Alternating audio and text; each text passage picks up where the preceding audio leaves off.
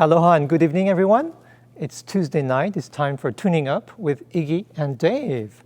We had a very few busy weeks lately. This past week, we had the week off. Dave, how was your week? My week was wonderful. I had dinner with Iggy. It's like I can't get away. Couldn't get any better than that. No, it really couldn't. No, it was a wonderful week. We've made some huge progress with the city and the state on our reopening plan for the Waikiki Shell. And if you're watching this tonight, I can tell you that there are still tickets available for this weekend's performance, and you do not want to miss these performances. So, Iggy, who's our guest this evening? We are embarking on an exciting 2 weeks, Starlight Series number 3 and 4, and we are so pleased to welcome our maestro for those 2 weeks, Maestro Lidiya Yankovskaya. Thank you so much for joining us. Thanks so much for having me. It's a pleasure to be here. I understand you flew yesterday from the mainland, from Chicago. I did. How do you feel? I feel great. This morning I feel great. I don't know about the evening because Chicago is 5 hours later, but it's great and it's so beautiful and the water is divine. I already went into the ocean this morning, so I can't complain. And you've been slated to be a guest with the Hawai'i Symphony Orchestra for a while now, and finally Dave was able to book you, so we're all very excited. So this morning you, or rather yesterday, you landed. First impressions, I imagine you haven't been to Hawaii before? I have not been to Hawaii before, and it is gorgeous, and the weather is perfect. Actually, on the way here, I asked Dave if this is what the weather is like all year round, or if this is unusual, because Chicago, it was in the low 40s when I left. I think it was around 43 degrees Fahrenheit, so huge difference, even though it's moving into summer. So you're both from Chicago. Did you know each other? We did, yes. We were working for not competitor organizations, but partner organizations. You, Lidiya, are with Chicago Opera Theater, an opera company that focuses on what? So Chicago Opera Theater focuses on bringing works to Chicago that have not been heard in the city before. So that includes world premieres and developing new work. It also includes presenting works that are in the canon but somehow just haven't made it to Chicago yet. And also presenting works that have just recently come into the canon. So operas that have become a major influence, but again, that are not regularly presented in Chicago. And this branding started or evolved with you at the helm? Yeah, more or less. So Chicago Opera Theater actually for some time has been a leader in bringing really innovative work to the city. The company is almost 50 years old. Our 50th anniversary actually is the season after next. But it started out as a company kind of for the people. Before Super Titles, COT presented operas that were in English, that were seen as more accessible to the public.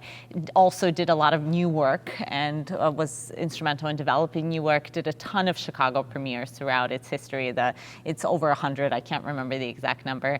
And then when I came on board, we started focusing a little more on developing new work, because that is something I've been doing a lot of. I love working with living composers. I love developing work that speaks for today and for our culture, for our society. And also we started presenting a lot of Russian repertoire, actually. I'm originally from St. Petersburg, Russia, and Russian opera, of course, the repertoire of Russian music in general is so, so rich. And in Chicago, amazingly, very little Russian opera had been done, besides the few kind of handful or less of the most standard pieces. Nothing had been heard. So for instance, even with major works like Tchaikovsky's Iolanta, we did the Chicago premiere a few years ago. Peak, maybe? Yeah, Peak Dame, Queen of Spades had been done in Chicago, I think, by the Lyric Opera, but it was maybe that, Onegin, Baris maybe had been done, a few others, but not very much. So we've been doing a lot of Russian work as well. What has the past year looked like for the Chicago Opera Theater? So we're very fortunate as a company because we fall in this in-between area where we're not too big, so big that we can't withstand this crisis, but also not so small. So we have some flexibility as opposed to the large organizations that are tied to massive venues. But we also have the resources to make things happen. So amazingly, we have offered more than we ever have in our history. We had offerings every single month of different types. All of them were digital. We unfortunately could not have a live audience. So it's very exciting that you, for your concert, have a live audience for this. A lot of video recordings of things. We did do one outdoor concert early in the pandemic, but otherwise we've had to rethink everything and rethink what opera is, because creating opera for film is something very different. As you know, all of our orchestral music as well, it's such a live art form. It is about being there in person, feeling the sound coming at you from the stage. And so when you're suddenly creating it for a digital medium, you have to really think differently about what your focus is, how you're presenting it to the audience, how you're touching the audience with what you're doing. There was so much inspirational work that came out of two Chicago opera companies, both Haymarket Opera Company and Chicago Opera Theater this past year. And it was wonderful to see the accolades from Opera America and internationally for the way that you both pivoted so quickly during the pandemic. So who were the composers? Right now, who did you work with this past year? Who are you excited about? Who's your top? We'll go with 6 right now. Well, one of the composers I'm very excited about and whose work we just presented at COT is Kamala Shankram. She's an amazing composer based in Brooklyn, New York. We did her opera Taking Up Serpents, which is about Pentecostal snake handlers in Appalachia. The libretto was by Jerry Dye, who comes from a related religious tradition. It was really fascinating, actually.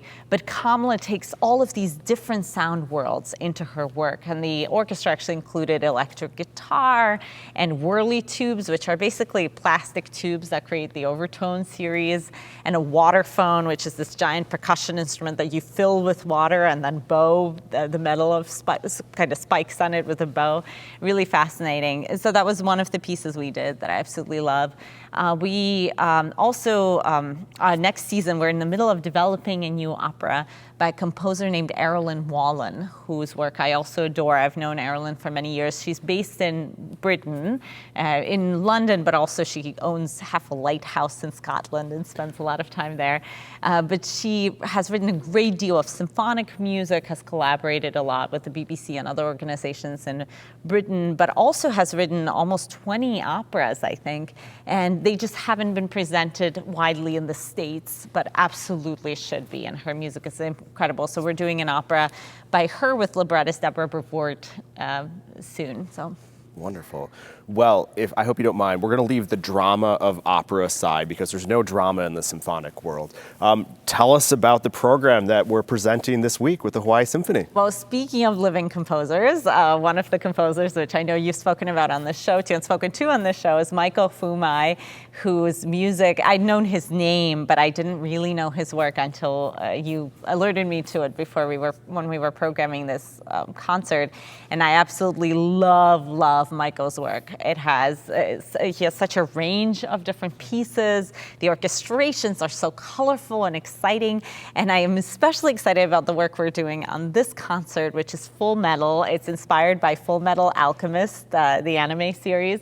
And it's forced me to dig in and watch Full Metal Alchemist, which is always a good assignment to have as part of your score study. And it just is so colorful and exciting and dramatic. So I'm really excited for that piece.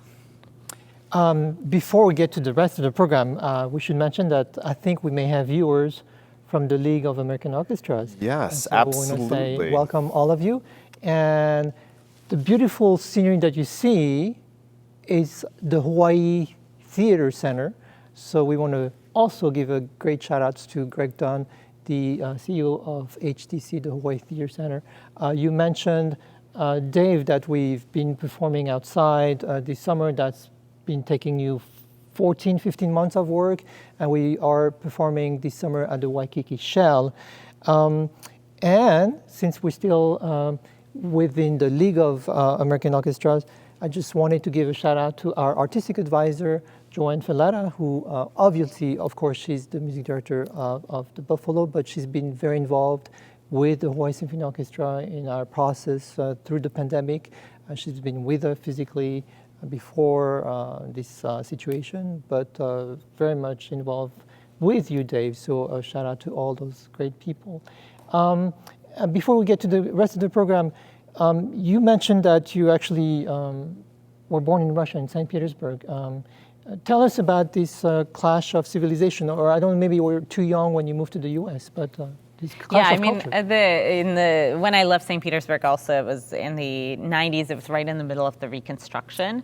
So the country was in such a tumultuous time as it was trying to transition from the era of the USSR into what it is now. And kind of Western culture was flooding in and just changing everything. And people weren't sure how to deal with this, because I think the assumption was, well, if you, I think from many of the people who brought kind of a Western and democratic state to Russia, or were hoping to, the idea was that this is just natural, and a free economy is just natural, and it'll just sort itself out. But of course, in a country where things went from Tsarism directly, basically through the revolution and serfdom through the revolution to the USSR, none of it was organic for the cultural context. So Russia went through many very challenging growing pains at the time. So Russia, Tchaikovsky Hamlet. Yes. Was that sort of a no-brainer for you to feature a Russian composer? I love performing Russian music because so much of it just speaks to me, but also because there's so much great repertoire that's not necessarily heard. That's right, because we're performing the tone poem. Would you call it a tone poem? Or, yes, yeah. Hamlet. So of course we all know Romeo and Juliet, based on Shakespeare as well. But I have to tell you, I've never performed these Hamlets. So tell us about it. It's so rarely done, which I think is a shame. It's such a dramatic, exciting piece. It digs into, I think, and there are different ways, I think, to approach it or to interpret it. But to me, it really follows Hamlet's journey, not really the other characters in the play, in a sense. But of course, so much of the play is about the psychology and Hamlet's madness and whether it's real or not, and all the emotions underlying it. All of Hamlet's monologues are so powerful in the play. And so the tone poem or the piece takes us on this journey. There's a lot of there's so many bursts of energy, bursts of emotional energy, as Hamlet is trying to deal and process with everything that's happening as expected around in Tchaikovsky music too, right? Exactly. And I wonder if Tchaikovsky also could relate to the play because of that emotional quality of it, because so much of Tchaikovsky's music is so emotionally astute. It's so close to even in pieces where there are no characters. You mentioned a ballet, or of course there are operas, but in the symphonies as well, you could create an emotional journey through each symphony so clearly. And that's the case with this piece. And I think it's just so exciting, and it is so moving, and it's a shame that it hasn't been done more. Very much looking forward to it.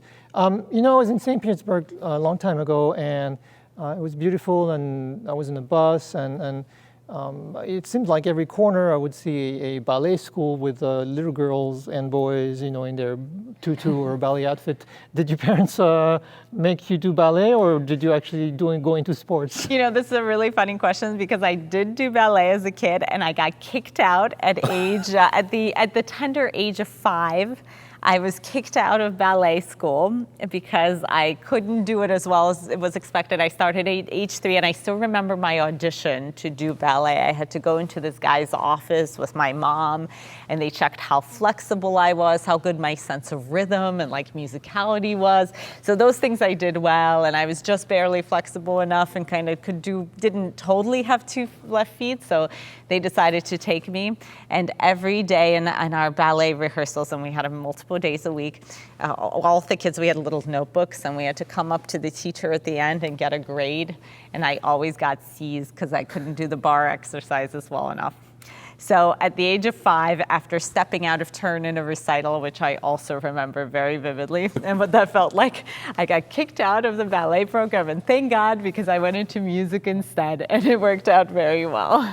So here's a story. I have no idea if it's true, but a friend of mine argues that in Russia, so the girls go into ballet, and the ones who don't pursue ballet sometimes go into gymnastics, and the really good ones get trained to go to the Olympics. And my friend, who's from Europe, she said that maybe that is why Russian gymnasts have a bit of an artistic sense when on the floor performing their routine, whereas maybe in other countries they're more sports oriented, where they have to accomplish those somersault or whatever you call it. But she thought that maybe in Russia, the gymnast has this sort of artistic sense that they learn when we're ballet dancers. What would you think? I mean, I'm not a gymnast and don't know much about it, so it's hard to say. I will say that also, after I got kicked out of ballet, the other thing I got put in at first was ice skating, because that's also where they put people who have studied ballet. But it's hard to say, of course. I think part of it is also that the arts are such an important part of the culture in general, and that artistic expression is seen as so essential to being human, to being a person. I think sometimes because of the state of arts education in the United States in particular, that in this country we forget how essential the arts are, to what extent they're all around us. This pandemic actually more than ever has made us realize, because without film, without music, without literature, what would we have as we're locked inside and forced to spend time with ourselves? So I think in Russia, culturally, the arts in every way are just such a huge part of everything. So I promise I do want to get to the program, but I'm fascinated by your story. Tell us about your first steps in U.S. territory. In the U.S., yeah. So my family immigrated to upstate New York, to the Albany area, and it was certainly a big culture shock. It was so different from where I came from, and at first also I got put into a Hebrew day school because my family is Jewish, but we weren't, practicing, or it was more of a cultural, and in Russia it was an ethnic designation, which is one of the reasons that we left, because of extreme anti-Semitism there. So I also had to learn Hebrew at the same time as English. It was a school where half the day was in Hebrew, so that made it very exciting. I was only in that school for a year, so luckily that I could focus on learning English. But of course, culturally it was so different. I'm very lucky that to my mom, music and the arts were very important, because in Russia it's so much easier to get a high-level music education. So as a kid, if you want to study music, lessons are inexpensive, and it's not just lessons. You don't just take a lesson once a week, maybe for an hour or half an hour, because it's so hard for a small child, especially to motivate themselves to practice for just once a week. We don't do anything else once a week, really, that we take seriously. So you take lessons twice a week. If your primary instrument isn't piano, you also take piano. Everybody takes theory classes, and they're practical theories. So it's not just theory, but theory that you employ. So keyboard harmony and improvisation. Everybody has to perform in an ensemble of one sort or another. I was singing also in a select children's chorus that had intensive rehearsals multiple days a week.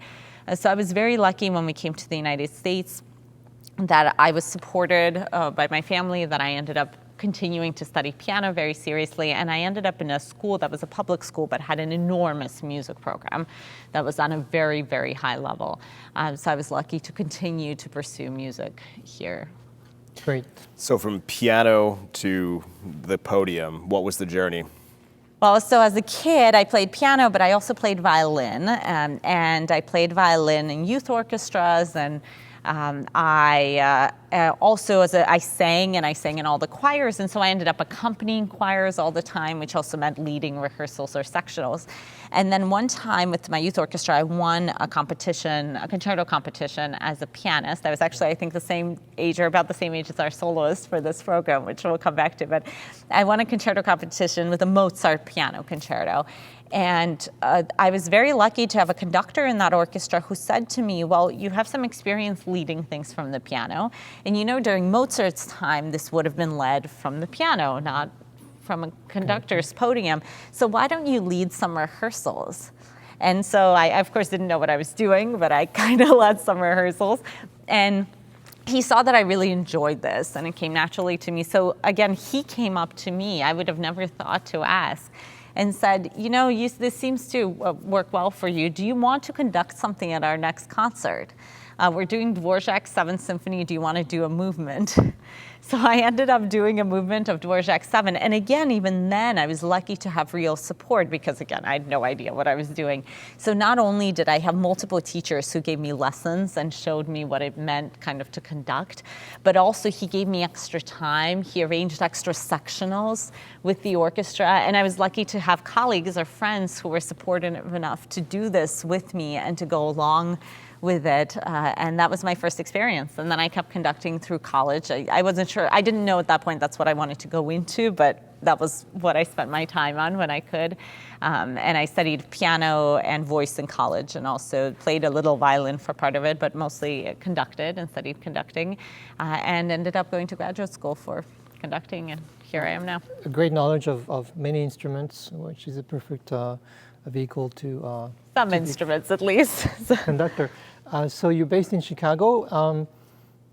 This is what I read about our one of the pieces, the featured piece, Florence Price Symphony No. 4, that it was discovered somewhere in Illinois. Am I correct? Can you tell Yeah, us so about Florence Price lived in the Chicago area. Her house was there, and some years back, a lot of her music was rediscovered.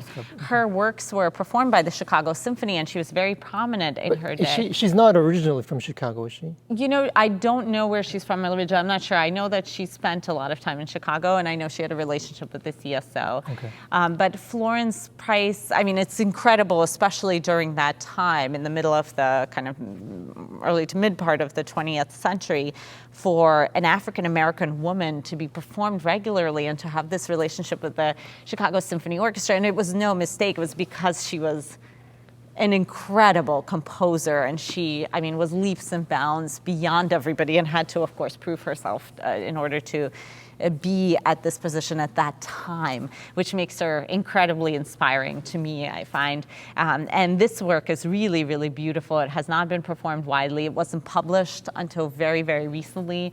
And Florence Price's music used to be very difficult also to get a hold of. So many of these pieces weren't published. So many composers like Florence Price were ignored or kind of forgotten by history, and were ignored by the big publishing houses, or didn't have a chance to get published in their lifetimes. And so that did not continue. So it's really wonderful to see her work published now so that we can perform it. Now, here's a question. I don't know if there's a good answer, but you know, every composer has some sort of an influence, but also something unique about them. So would you say Florence Price, I guess, mid-1800s, maybe influenced by such and such, but also I understand the joba is very unique. I mean, no one else could have composed a movement like that. Your opinion on her influences? I mean, it's always so hard to say, because Right. it's kind of me in putting my own biases and my own view of musical views on it. But to me, a lot of her music is influenced by romantic composers. The brass writing is really fantastic in her symphony, and some of that I think just comes from writing for the Chicago Symphony, which has such a long history of having amazing brass playing. In this symphony, as you mentioned, there's in particular a movement called juba, which is based on a traditional African-American dance that was imported from when slaves were brought to America. They imported certain dances with them, but were banned from using instruments by their masters because a lot was communicated through rhythm and through percussion. So many of the slave owners were afraid that uprisings would be planned, or certain kind of communication that they didn't want happening would happen through drumming. So people adapted styles of dancing that involved hand percussion and kind of beating out rhythms on their bodies. And the juba dance is one of these dances that has also evolved over time.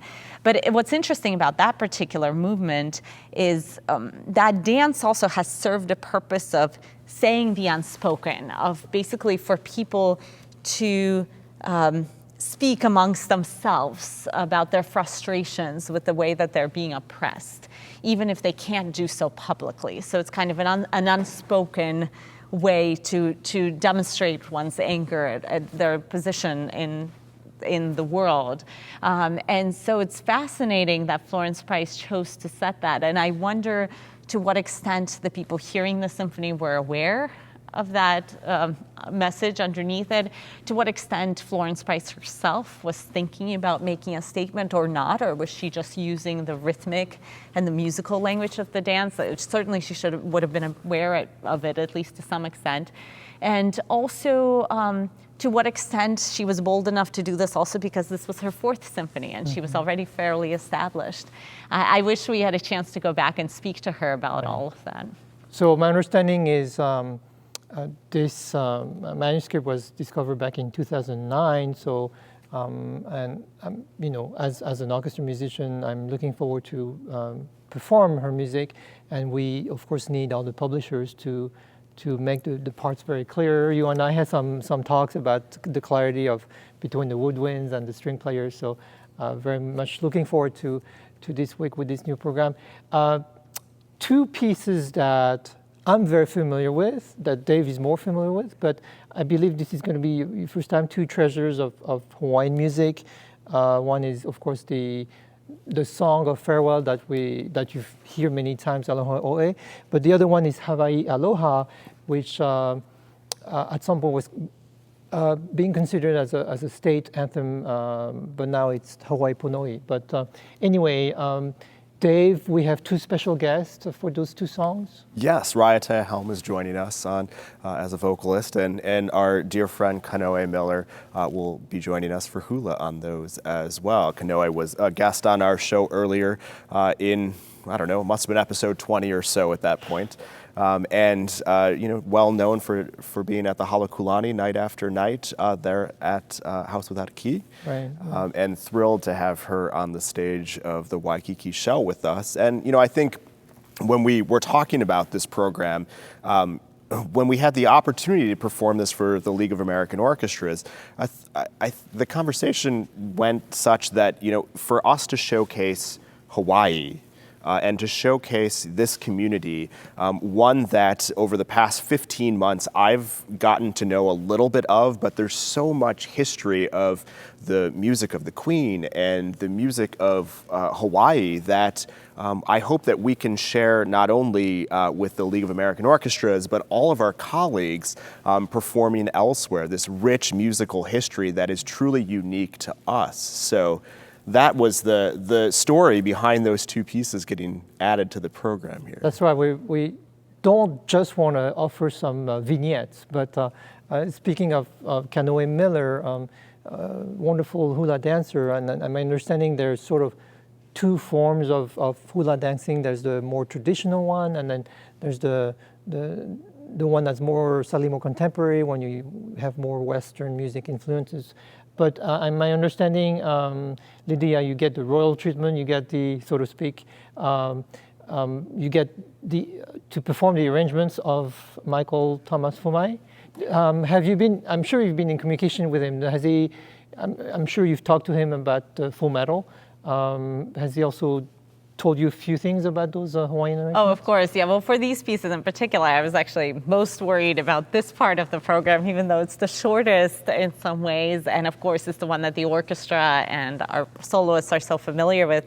But this is music that's new to me. Right. So of course, the first I did a ton of research kind of on the history of this and the history of the Queen and Hawaii and all of these things. But I reached out to Michael because also so much of what I found in terms of performances of both of these pieces is so different from his arrangement. His arrangement is so grand. There's, again, so much to it. It's his big, beautiful, colorful orchestrations. And usually when you, for instance, search for this on YouTube, you get just someone playing the ukulele and singing beautifully in a very intimate environment, which is such a different interpretation of the piece. So I reached out to him, and Michael was so kind to, actually, he sent me about a dozen recordings of different types for each one, which I'm just so thankful for. So I could dig in everything from... I should listen to them. Oh, they're great, yeah. And they included kind of kids' choruses of Hawaiian schools and Hawaiian communities to all kinds of things, band arrangements, and also stuff that was more intimate of different performers. So I just spent a lot of time kind of digging into those and getting to know the different ways that this music is interpreted, because one of the beautiful things about it is that there is so much flexibility in how it's presented, and it can serve so many different functions. And Dave mentioned our singer, Raiatea Helm. She's an authentic Hawaiian singer, and I have to look at my notes in the style of Leo Kie Kie, which is the Hawaiian falsetto singing, and she's a wonderful singer. She wants to make sure that she perpetuates the traditional Hawaiian music for the younger generations. Maestro, anything else while you're going to be with us for 2 weeks doing wonderful programs? We had this segment called to Dave with Aloha, where someone would suggest what they should do, discover while on the islands. Any plans when you're going to wake up, smell the roses, smell the coffee too, and hear the orchestra and work with us? What else do you plan to do? Well, you tell me, because I was talking to Dave about this on the way here, and he said that you're the expert, and I should ask you where to go and what to see, because I love nature also, and I love hiking and being in nature. I love swimming. I was telling Dave on the way here that I am a very bad but ambitious surfer. So I plan to do some surfing, but again, I've have several weeks worth of lessons. But you're very good in the waters, if my understanding, right? I'm good in the water. I used to swim, and I'm a good swimmer, and I've done other water sports. But you were like captain of what? Yes, I was captain of my high school swim team, but I was very bad. I was terrible. I was the worst swimmer on the team, but I worked really hard. But I also water ski and I sail, and I love being in the water. So for me, being so close to the water, actually, I look out of my hotel room and I see the ocean.